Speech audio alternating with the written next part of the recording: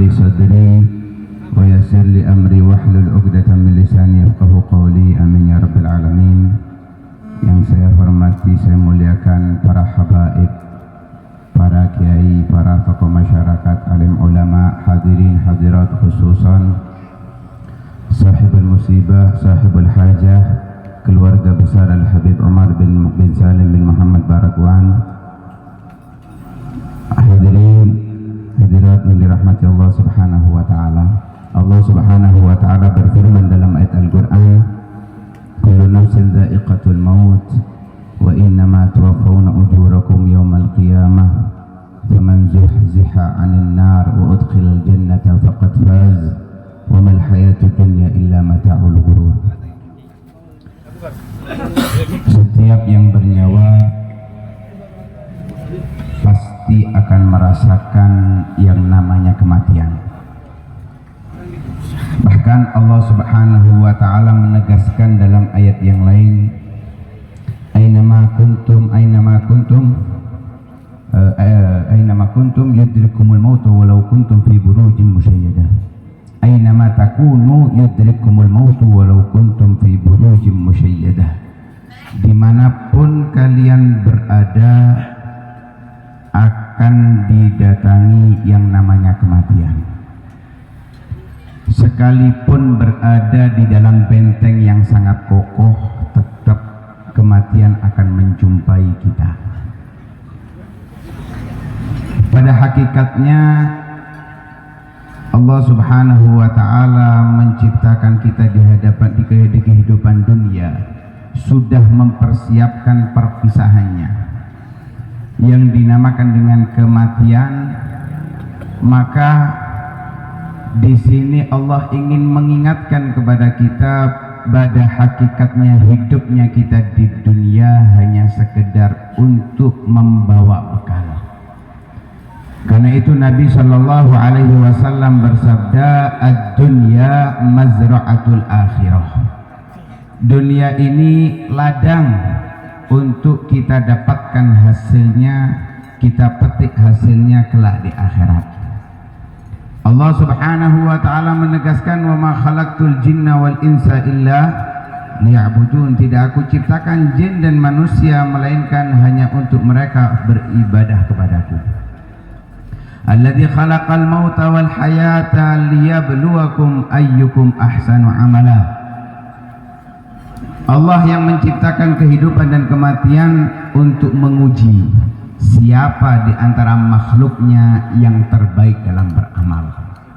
Maka karena itu hadirin yang dirahmati Allah subhanahu wa ta'ala, kalau Allah subhanahu wa ta'ala sudah menetapkan kematian yang tidak bisa ditunda ataupun diajukan, maka yang paling penting bagi kita sebagai makhluk Allah yaitu membentuk pengabdian yang sempurna kehadapannya. Disinilah puncak keistimewaan seseorang ketika dia mendapatkan gelar Abdullah. Karena itu gelar yang paling disukai, paling dicintai oleh Nabi Shallallahu Alaihi Wasallam, dan dengannya Allah sering menyebut nama Nabi Muhammad, Subhanalladzi asra bi abdihi. Hadirin yang dirahmati Allah subhanahu wa ta'ala, almarhumah yang kita hadiri tahlil ke-7,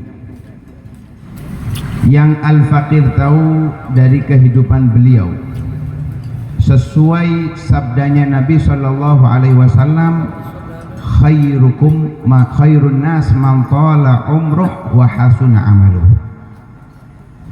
Sebaik-baik manusia yang usianya panjang tapi ibadahnya bagus, amalnya bagus, akhlaknya bagus.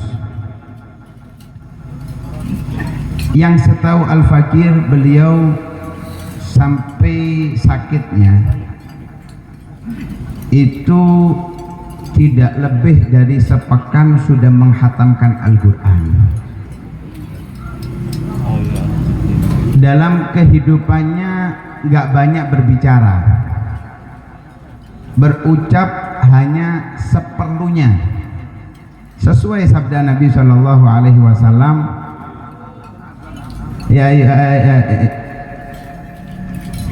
falyaqul khairan aw liyasmut, katakan yang baik, kalau enggak diam aja.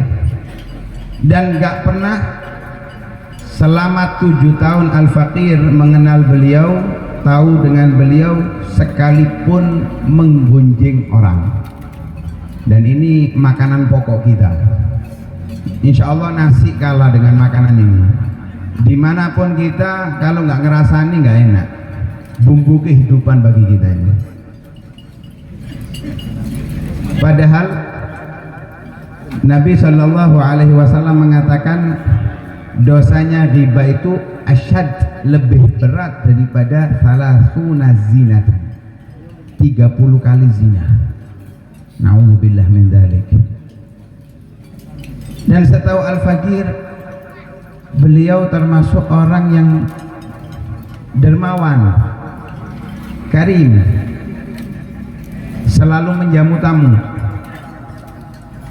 Teringat daripada apa yang disampaikan oleh Sayyidah Khadijah radhiyallahu taala anha ketika Rasul sallallahu alaihi wasallam pulang dari Gua Hira, pertama kali mendapatkan wahyu, merasa kedinginan, Nabi mengatakan zammiluni zammiluni, selimuti aku selimuti aku.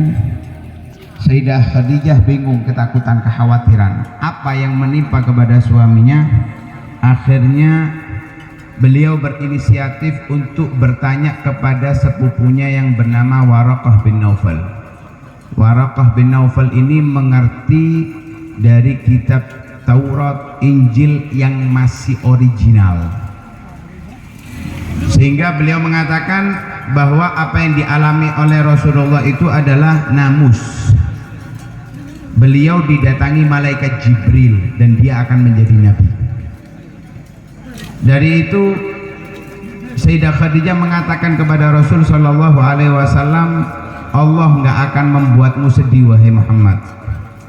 Allah nggak akan membuatmu risau wahai kekasihku, wahai suamiku, kata Sayyidah Khadijah kepada Rasulullah. Pertama kali yang disebut oleh Sayyidah Khadijah yaitu innaka tuqrid dhaif, sesungguhnya engkau wahai Rasulullah, wahai Muhammad, wahai kekasihku, wahai suamiku, selalu menjamu tamu. Dan rumah yang kita tempati saat ini adalah termasuk baitud duyuf, rumahnya para tamu. Tidak keluar dari tempat ini kecuali kita merasakan jamuan yang ada di dalamnya. Hadirin yang dirahmati Allah Subhanahu wa taala, kalau kita perhatikan dari kehidupan beliau, insya Allah saya yakin tanpa ada keraguan bahwa beliau min ahlil jannah. Amin. Pertanyaannya kita kembalikan pada kita.